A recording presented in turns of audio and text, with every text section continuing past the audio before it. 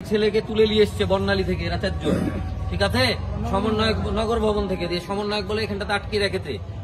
আমার কাছে ফোন এসছে যে এরকম ব্যাপার, একজনকে আটকে রেখেছে। থামো, তোমাকে আমি ফোন দিয়েছি প্রথমে, তোমার নাম্বার আমাকে একজন পাঠিয়েছে। এরা দাবি করেছে যে সমন্বয়ক বলে এই ছাত্রলীগ করে একে আটকে রেখেছে।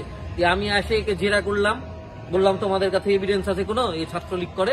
তখন এ বলছে যে উপর থেকে নির্দেশনা আছে, ইনফরমেশন আছে যে ছাত্রলীগ করে। দিয়ে আপনার কলকাটি নাড়তে নাড়তে এই ছেলে দেখা গেল যে 5 তারিখের আন্দোলনে এই ছেলে সরাসরি ছিল। আর এর কোন এক বন্ধুকে ধরার জন্য আটকে রেখেছে, জিম্মি করে রেখেছে। আমরা না আসলে হয়তো বা টাকা পয়সার প্রক্রিয়াতে যেত তারা। এর আগেও তাদের এগেনস্টে এলিগেন্স আছে।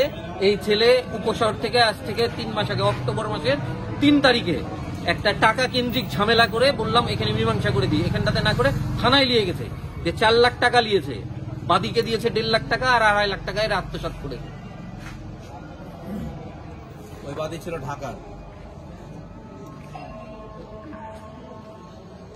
তোমার লিডার কে বলো? বলো তাড়াতাড়ি।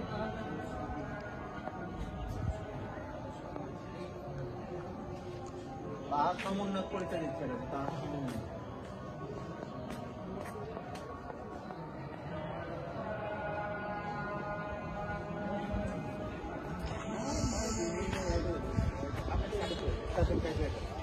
তুমি করে দাও, বলো।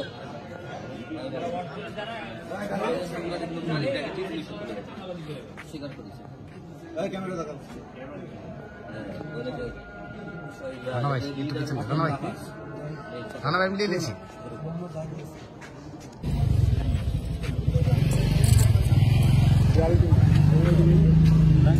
শেষ করুন।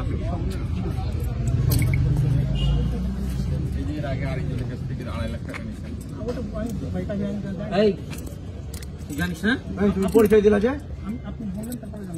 তুই ছিলি না ওই গন্ডগোলে? হ্যাঁ, তুই জানিস না টাকা লেনদেন হয়েছে থানাতে?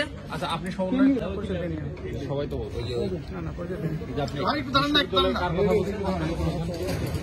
প্রধান বলতো ভাই সত্যি 5 তারিখের আগে ওর সাথে একসাথে আন্দোলন করতে